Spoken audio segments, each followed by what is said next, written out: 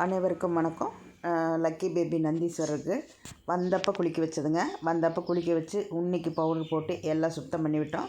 அதுக்கப்புறம் இன்றைக்கி 10-20 நாளுக்கு மேலே ஆச்சு இல்லைங்களா, அதனால் மறுபடியும் குளிக்க வைக்கலான்னு சொல்லிட்டு இன்றைக்கி குளிக்க வச்சுங்க. சுடு தண்ணி வச்சு முன்னாடி செடியெல்லாம் நிறைய இருந்ததுனால கொஞ்சம் இடைஞ்சலாக இருந்தது காம்பவுண்டு.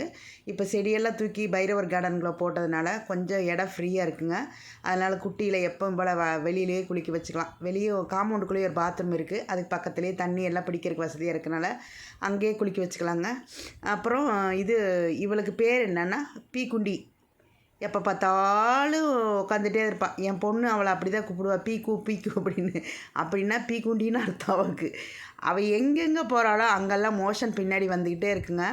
அது மட்டும் நின்னா கொஞ்சம் நல்லா இருக்கும்னு நினைக்கிறேன். ஆனால் இப்போ வரைக்கும் நிற்க மாட்டேங்குது பாவம். அவளை ட்ரை பண்ணுறா தள்ளி போய் உட்கார்றதுக்கு. ஆனால் அவனால் முடியல, நடக்க முடியாத காரணத்தினால அவள் எங்கெங்கே போகிறாளோ அங்கே பூரா அந்த மோஷன் பின்னாடி போயிட்டே தான் இருக்கும். நம்ம அப்பப்போ எடுத்து சுத்தம் பண்ணிகிட்டே இருக்கணுங்க. இல்லைன்னா ஈயெல்லாம் முக்கியம். அது சுத்தம் நம்மளுக்கு ரொம்ப முக்கியனால ரொம்ப சிரமந்தாங்க இந்த குட்டியெல்லாம் வச்சு பார்க்குறது.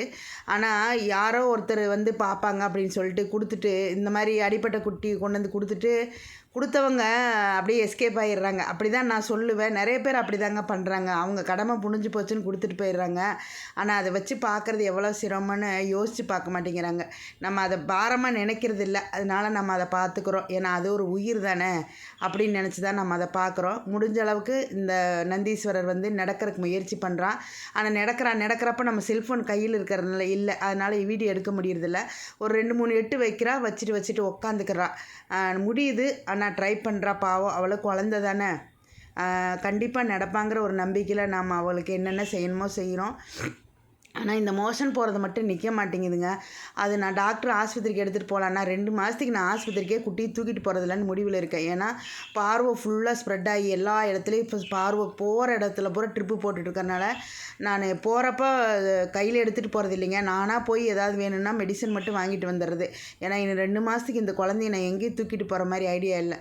ஏன்னா அவளுக்கும் ஏதாவது ஸ்ப்ரெட் ஆகிடுச்சுன்னா நம்மளால அதை பொறுத்துக்க முடியாது. ஏன்னா குழந்த பாவம் வாயில்லா ஜீவன். அது நம்ம அவளை துன்புறுத்தக்கூடாதுன்னு சொல்லிட்டு நான் மெடிசன் நானாக போய் வாங்கிட்டு வந்துடுறதுங்க.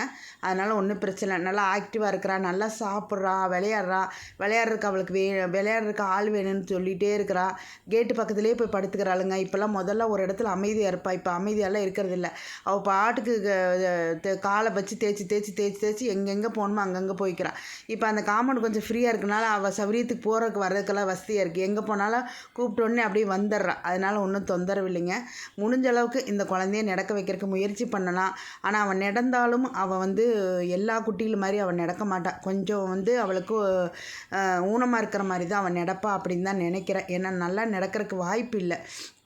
ஒரு கால் மட்டும் 3 காலில் நடக்கிறா, ஒரு கால் மட்டும் நீட்டிக்கிறான். அந்த அடிப்பட்ட கால் அது அடிப்பட்டதா இல்லை யாரும் அடிச்சிட்டாங்களா என்னங்கிறது நம்மளுக்கு தெரியாது. அது பிறவியிலே இருக்குதா அப்படிங்கிறது நம்மளுக்கு தெரியாது இல்லைங்களா.